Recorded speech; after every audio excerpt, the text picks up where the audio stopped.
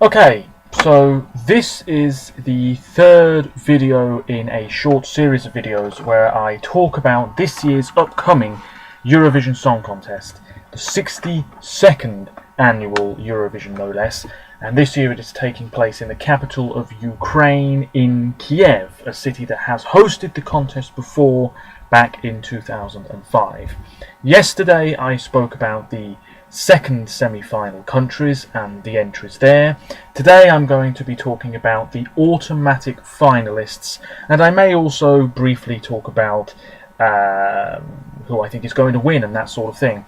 I actually just need to load up the page here to make sure I don't forget anything. But there are 6 automatic finalists. Obviously, these 6 nations will be joined by 10 qualifiers from semi-final 1, 10 qualifiers from semi-final 2, making 26 countries in the final altogether. Obviously, one of the automatic finalists is the host nation, Ukraine, and then you have the other 5 countries that contribute the most money to the contest, and they have been automatic qualifiers since 2000, I think. So that's France, Germany, Italy, Spain and the UK, known as the Big Five. And you would perhaps think France, Germany, Italy, Spain, UK, you'd probably think, if you didn't know much about Eurovision, that these countries would be strong contenders every year for the win.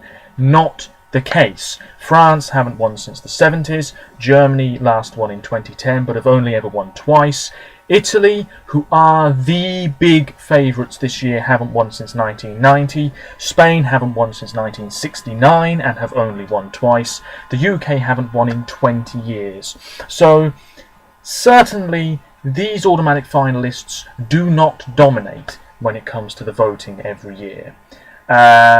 But who knows, in a couple of years there might be a shift and these countries will dominate once more, like they used to. Anyway, the automatic finalists, let's begin with France. They are represented by Alma, very beautiful 27-year-old woman. The song is called Requiem. This was originally entirely in French, but there are now English lyrics. There was a bit of controversy with that. Personally, I don't think the song is worse off for having English lyrics. This is a very catchy, contemporary number. She's a good performer, a likeable singer. Music video is pretty cool, shows people dancing around Paris. This song is written by the same person who wrote last year's French entry, J'ai cherché, and that did very well. Could this do as well? I don't know, because the automatic finalists don't rehearse until tomorrow, I think. And then we will get a flavour of what the performance will look like and whether or not these singers can sing live on the Eurovision stage, that is. But I really like the French entry. Past year or two they've really started to take it a bit more seriously, and while I don't think France will win this year, it's certainly a strong entry with a lot of support. Next is Germany. This is Perfect Life by Levina. Germany came last year and the year before. It could be a hat-trick of last place finishes. Levina is, yeah, she's quite likeable, okay singer. The song has been accused of plagiarism multiple times. A song called Titanium, it's been accused of copying that song. No, I can see the resemblance a little bit. I wouldn't say it's a direct copy though. The song is quite bland. I don't mind it, but it is quite bland, and there's nothing really powerful about it to suggest that it will push for the win. Germany seems to have lost the plot over the past couple of years, which is a great shame because they do have some good singers in Germany. The national final format this year I just don't think was the right way to go about things. Only 2 songs in the running. Yeah, I don't think Germany will be doing that well again this year. I'm not sure any country has ever finished last 3 years in a row. Might have to check that. Don't think so, but who knows. Anyway, Italy. the overwhelming favourite to win. If this does not win, it will be a giant surprise.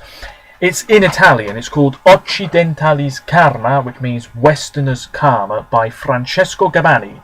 He is a great singer, charismatic, full of energy. Every performance he's given of this song so far, he's moving about the stage with such confidence. It's a colourful performance, it's catchy, it's bouncy. Like I said, it's entirely in Italian. We haven't had a foreign language winner, i.e. a song not in English, win for a decade. So it's about time a foreign language song won.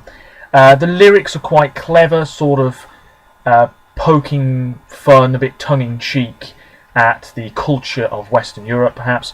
The music video is pretty cool. He is joined on stage by a man in a gorilla costume. That will confuse neutral viewers who are seeing the song for the first time, hearing it for the first time.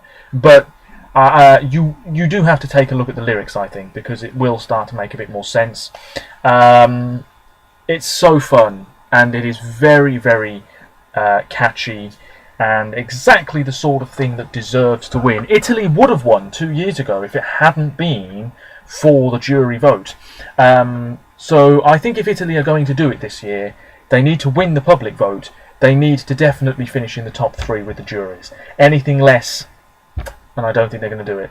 But this is such a clear favourite, and usually in the past when we've had such clear favourites going into the contest, they go on to win, Sweden 2012 being a great example.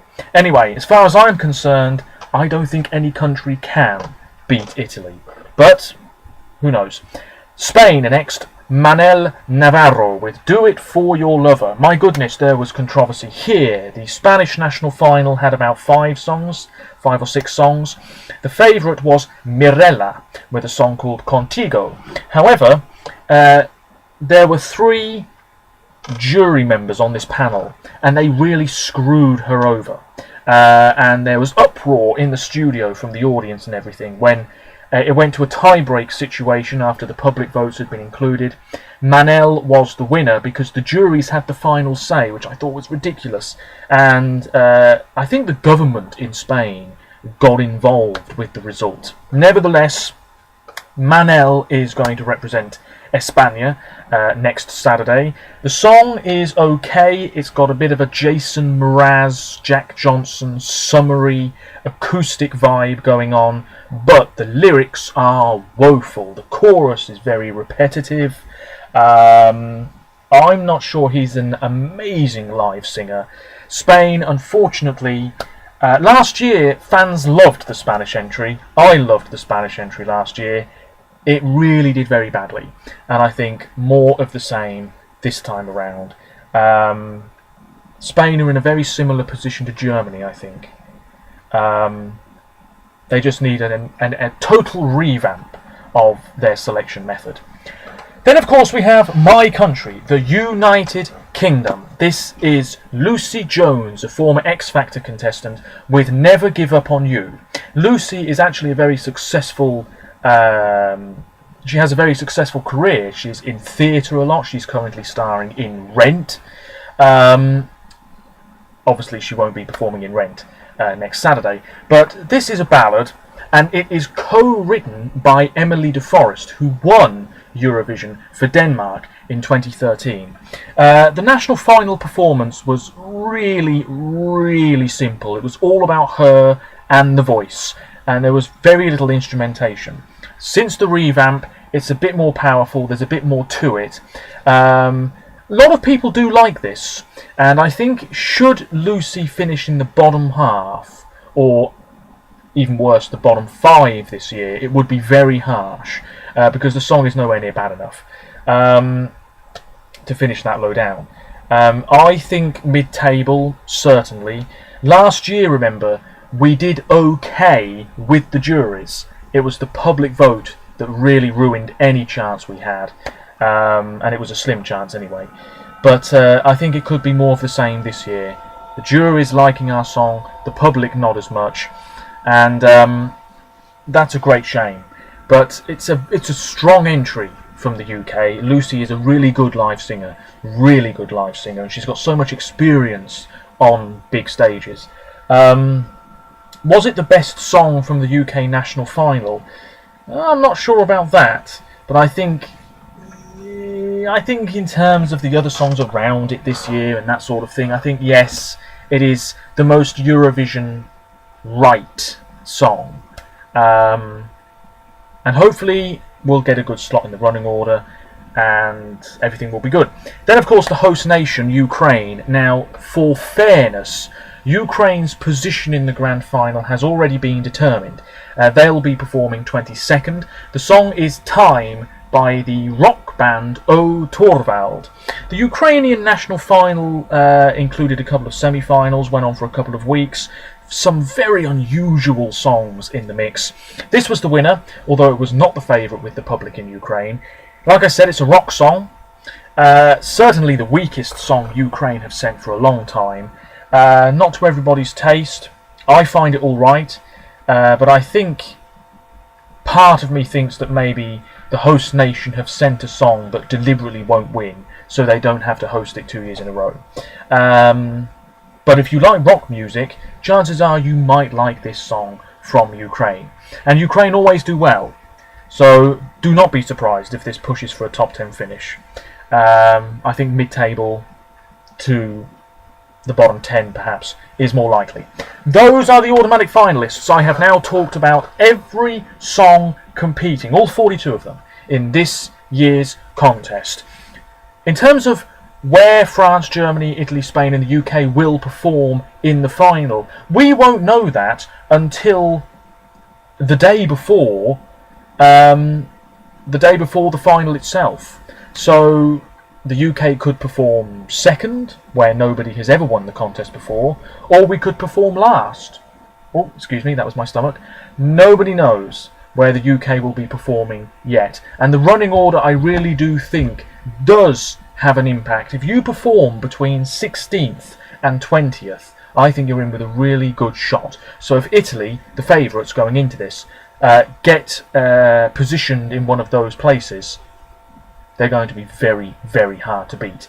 Remember the voting system.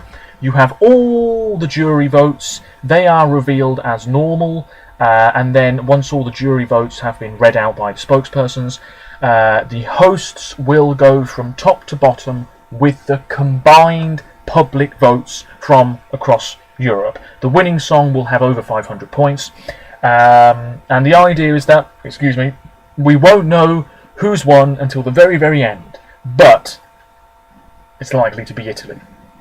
Which means next year, Rome, Venice, Milan perhaps. It's going to be one of those. I can't see anybody but Italy winning. Sweden at a push. Bulgaria, maybe. I think that would be quite a forgettable winner. I really do. Portugal, that would be a shock. But it could happen. And yeah, what's great about the rehearsals, of course, is that countries you didn't think stood a chance now are emerging as dark horses. For example, in semi-final 1, Finland have blown everybody away. That's a sure qualifier now. Semi-final 2, you could say Austria, a sure qualifier now. It will take the place of which other country, Maybe Belarus are in trouble. Maybe Estonia are in trouble. Who knows? I'm currently in the process of going through the semi-final 2 rehearsals. What I'm doing is because in the second rehearsals the whole performance is put on YouTube. The songs that I like, I watch the whole thing. The songs I'm not as concerned about, I watch the short footage. So there we go. And obviously I've been doing blog posts, etc. What I'm going to do on YouTube is, and I don't think I've done this yet, I'm going to put my blog link in the description and also a link to my Facebook writing page where you can see other videos of mine that are mainly original writing based. Anyway, those are my thoughts. There might be another video. Well, certainly I think there'll be videos next week giving my thoughts on the results. But there might be a video early next week, a sort of preview, if you will. Any thoughts, any comments, let me know. Feel free to leave feedback. It's all very much appreciated. And just over 15 minutes. Thank you very much for watching.